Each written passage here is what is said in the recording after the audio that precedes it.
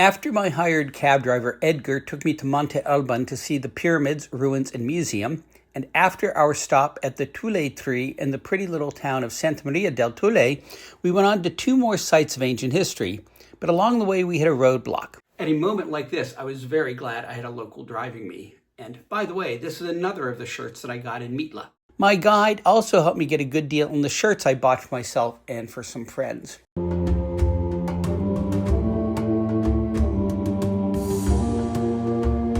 Where the expertise of a local really came in handy was when we did hit that roadblock. Labor unions and other groups in Mexico will protest by blocking roads. I had already seen this when a major intersection in the center of Oaxaca was blocked by a group who were camping out on the sidewalk of a nearby street and then moved their civil disobedience into the intersection. Traffic coming in both directions had to back down the block and find an alternate route.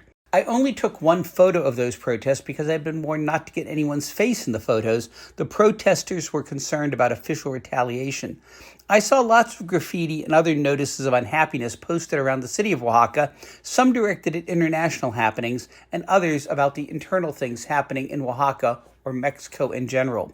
These blockades and protests were nothing like what was happening in Jalisco and Michoacan while I am writing this. The dangerous situation due to the killing of El Mencho, and my thoughts are with the people of Mexico as they deal with this unrest. In Oaxaca, there was never any threat of violence, and I never felt like I was in danger. On the way to Yagul, the main road was blocked, and we could see several tour buses stuck in the traffic. Edgar did a U-turn and doubled back to where he knew a dirt road that would take us around the mess. It was dusty and narrow at times, but we were making progress. That is, until we hit another roadblock. Apparently the protesters were aware of this side road, but Edgar wasn't worried. He said some of the tour companies would just abandon the trip and turn back and not refund their passengers money, saying the civil action was like an act of God and beyond their control. Other, more reputable companies would give a rain check for another day. Either way, though, if I had paid for a tour, I would have either been ripped off or inconvenienced. We did see a few of the smaller shuttle-sized buses on our alternate route, but there would have been no way for a full-size bus to make the trek on those winding dirt roads. Edgar did another U-turn, and we took yet another side road, this one even more narrow and dusty. I was glad my new friend Mary had recommended Edgar. I might have worried about where he was taking me. We also encountered a few heavily armed military vehicles on that road. It was a very different side of Mexico than I had seen in downtown Oaxaca for the last few days. But thanks to his expertise in driving, we got to Yagul with only a slight delay. There was a man in a small kiosk to whom we paid the entrance fee, but not another person in sight.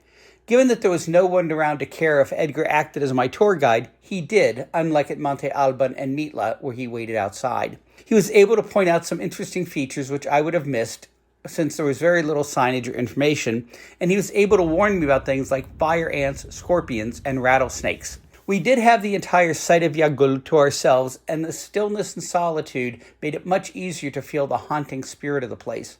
Like Monte Alban, it had a ball court where the same deadly game was played. And like Monte Alban, there were vultures to remind us that this had been a place of death. And like Monte Alban, Edgar knew there were some tombs which were somewhat hidden and often looked by other visitors to Yagul. These tombs had been opened and looted ages ago, so there's no gold treasure still remaining or being displayed anywhere. The skeletons, too, had long been removed, and although the place was not exactly haunted, there was a creepy vibe in those tombs. Edgar knew which tombs were safe to climb down into. Some of the tombs had carvings that were well preserved, in part because many of these areas had been buried under dirt for centuries. Some of the stonework had clearly been in place long enough to require repair because the stones and fittings didn't match perfectly. Some of the walls still had the original red paint from when these were occupied dwellings. There were large rooms arranged in intricate patterns. In the corners of many of these rooms were large spiders, and Edgar cautioned me that I needed to be careful or the bite would be quite painful. Perhaps because there were no other tourists around, it seemed easier to imagine that real people once lived here and had real lives in this place for generations. Some of these buildings and plazas in Yagul looked so fresh that it was as though the residents had just left a few weeks ago.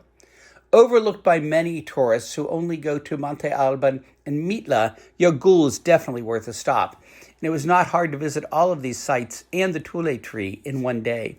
On the drive from Yagul to Mitla and from Mitla back to the city of Oaxaca, we passed many places selling mezcal.